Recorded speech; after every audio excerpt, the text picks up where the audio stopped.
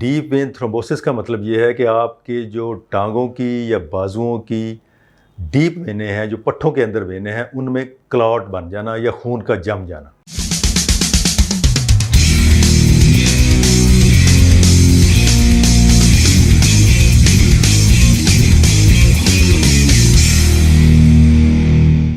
السلام علیکم جی۔ آج ہم ایک ایسی بیماری ڈسکس کرنے جا رہے ہیں جو میں نے پاکستان میں آنے کے بعد بہت ہی زیادہ دیکھی ہے۔ سب سے پہلے اس بیماری کا انٹروڈکشن میرے ساتھ تب ہوا تھا جب میں انگلینڈ گیا تھا، کیونکہ انگلینڈ جانے سے پہلے یہ بیماری میں نے پاکستان میں کبھی دیکھی ہی نہیں تھی، اور انگلینڈ میں یہ بہت زیادہ کامن تھی، اور وہاں اس کی ٹریٹمنٹ بھی ہوتی تھی پراپر، اس کو پریونشن کرنے کے لیے بھی سارے میجرز لیے جاتے تھے۔ لیکن میں حیران تھا کہ یہ پاکستان میں ہم نے کیوں نہیں دیکھی۔ تو جب میں پاکستان واپس آیا تو ادھر آ کے پتہ چلا کہ یہ بیماری پاکستان میں بھی بہت زیادہ کامن ہے۔ پرابلم صرف یہ ہے کہ اس کی پراپر تشخیص نہیں ہوتی، اور اس لیے ہمیں پتہ نہیں چلتا کہ یہ بیماری چل رہی ہے۔ جب تشخیص نہیں ہوتی تو اس کی پراپر ٹریٹمنٹ بھی نہیں ہوتی۔ تو اس کا نام ہے ڈی وی ٹی۔ اس کا مطلب یہ ہے کہ deep when thrombosis. Deep when thrombosis کا مطلب یہ ہے کہ آپ کے جو ٹانگوں کی یا بازوؤں کی ڈیپ وینیں ہیں، جو پٹھوں کے اندر وینیں ہیں، ان میں کلاٹ بن جانا یا خون کا جم جانا، اس کو ڈی وی ٹی کہتے ہیں۔ یہ آپ کی سوچ سے بھی زیادہ کامن بیماری ہے، اور یہ اتنی آسانی سے ہو سکتی ہے کہ آپ کوئی لمبا سفر کر لیں، یہ اس سے ہو سکتی ہے۔ اگر آپ کمپیوٹر کے آگے کو 8-10 گھنٹے بیٹھے رہیں، یہ تب ہو سکتی ہے۔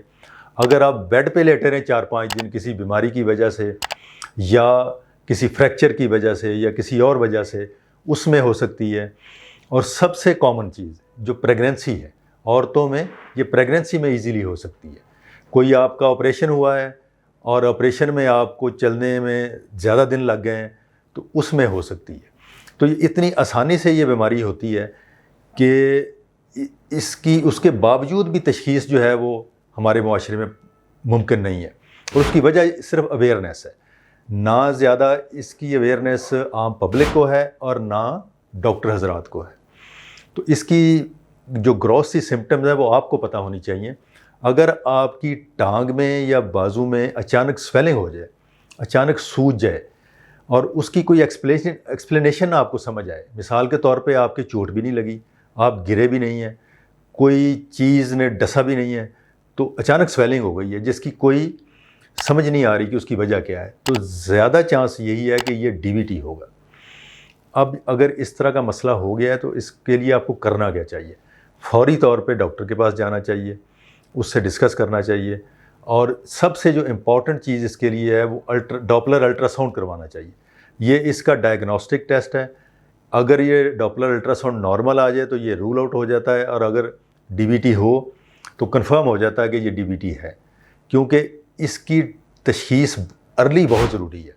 جتنی جلدی اس کی تشخیص ہوگی اتنی جلدی اس کی ٹریٹمنٹ شروع ہوگی، اور جتنی جلدی ٹریٹمنٹ شروع ہوگی اتنی ہی جلدی اس میں کیور آئے گی۔ زیادہ تر مریض جو ہیں وہ کیور اس لیے نہیں اس میں ہوتے کہ ان کی ٹریٹمنٹ ہی بہت لیٹ شروع ہوتی ہے۔ کچھ ٹریٹمنٹ 1 مہینے بعد شروع کرتے ہیں، کچھ اس سے بھی لیٹ شروع کرتے ہیں۔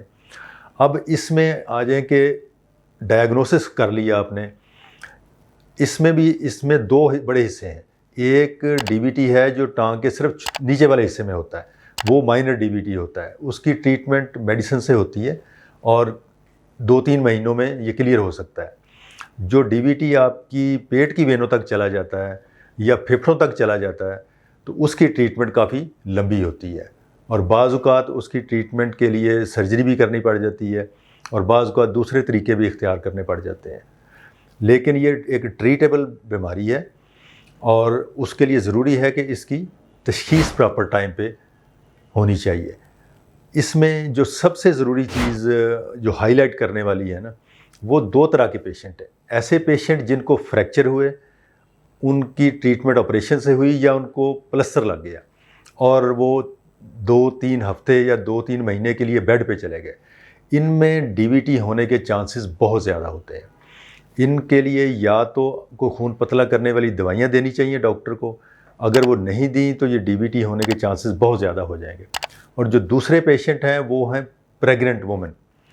اگر کسی فیمیل کو پریگننسی کے دوران ایک دفعہ ڈی وی ٹی ہو گیا ہے، تو اب جب بھی دوبارہ प्रेगनेंसी होगी तो DVT होने के चांसेस बहुत ज़्यादा हो जाएंगे। तो इसके लिए ज़रूरी है कि आप वैस्कुलर सर्जन के पास आके डिस्कशन करें कि पहले DVT को कैसे ट्रीट करना है, दोबारा प्रेगनेंसी करनी चाहिए या नहीं करनी चाहिए, और अगर दोबारा हो गई है तो उसमें क्या प्रिकॉशन लेनी चाहिए और क्या ट्रीटमेंट करनी चाहिए। ये 2 चीज़ें बहुत ही इसमें इम्पॉर्टेंट है। एक और चीज़ DVT के हवाले से मैं आपको बताता चलूँ कि ये बाज़ औक़ात जानलेवा बीमारी होती है।